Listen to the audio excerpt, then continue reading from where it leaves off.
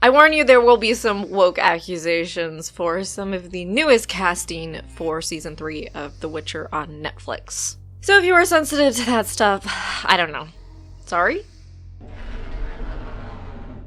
So The Witcher on Netflix is loosely adapted off of the Witcher books, and the second season of The Witcher on Netflix is just where Lauren Hissrich, the showrunner, just lost her shit. But season 3 of The Witcher began production this month, and we're all just hoping for the best. Maybe in season 3 they won't butcher Yennefer's character. Maybe in season 3 Francesca won't be such a dumbass. Maybe in season 3 we'll have a more coherent plot line. So there are 4 new castings announced for season 3 of The Witcher, and I'm actually going to start with what I think is the most shocking one. Robbie Amell is in The Witcher now. He is playing a character named Gallatin, who is an original character dreamed up by the superstars at Netflix. Here is his character description. A born fighter, Gallatin leads an army of guerrilla Squatel fighting on behalf of Nilfgaard. Unafraid to speak his truth, Gallatin's loyalty to his people ultimately leads him on a collision course with Francesca over power. Okay, so I'm really confused with how they left season 2 with the squirrels. Francesca went off the deep end and just started murdering babies. And to be clear, I don't have a problem with the baby murdering part. I have the part where it just was a really stupid decision. And also, Nilfgaard doesn't seem too stoked on her anymore. So maybe they turn to Gallatin because they realize Francesca's kind of a wild card and they can't rely on her anymore. Anyways, I'm excited because Robbie is super hot, and I feel like we haven't gotten a lot of hot elves. And I'm not trash talking the people that are elves in season 1 and 2. Certainly not. I know what I look like. I have no room to talk. What I am saying is, elves are supposed to be like very beautiful, otherworldly, like there's no way you wouldn't find them very, very attractive. It kind of seems like you just got some generic humans and put some pointy ears on them, which I understand this is play pretend, but at the same time, you know, sometimes there's people that are a little bit more beautiful than other people, and you might cast those people because perhaps they look the part of a beautiful creature of another race. I'm kind of worried that he's going to stick out like a sore thumb, but I guess we'll see. God, it's going to be a real buff elf. Margaret Zhang will be playing Milva, which it's a surprising casting, but an exciting one, at least to me. So here's Milva's description. A human adopted by the Dryads of the Brooklyn Forest, Milva is a fierce and talented huntress. Exact archery skills coupled with a stone-cold aptitude for survival make her a formidable adversary in the unforgiving continent. Those that cross her do so at their peril. Milva's casting, again, wasn't expecting her or an actress of her caliber, to be honest, but in the end, I'm just really looking forward to the human-elf orgy.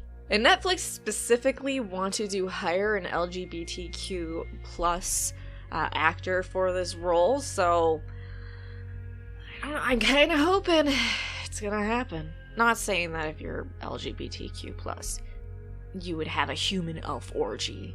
Obviously, I don't know you and your opinion on elves. I didn't think we were gonna get Milva in season 3, so I guess we're getting the island, and Geralt getting rickety wrecked, which, wow, we are moving really fast. So this next one, I think, is what's going to upset the most people, and I have a feeling because of the casting, it is going to have to change a bit how this character is in the books. So we have Missel, who is being played by Kristella Elwyn. Missel is a member of the Rats, a gang of misfit teenagers who steal from the rich and give to themselves, and sometimes the poor. She is straight hard, suspicious of everyone, and out for revenge, until a chance meeting that will change everything. My god, are they plowing through the books? I don't think they're going to keep Missel and Ciri's storyline in the show. I just don't see Netflix, who has been a lot more aware of social justice issues, I can't see them having a black lesbian raping a white girl as something that they are gonna put forward. I think they fear Twitter. So I'm guessing the relationship's less salty. Ari, and it's more just, I'm a tough street urchin, and I'm giving you tough love, and, you know, we're experimenting, because, you know, woman power. Woman power is awesome, by the way, not complaining about it. It gives me amazing abilities. So I don't think they'll cut out the lesbian relationship, but I definitely think they're going to portray it in a more positive, experimental way.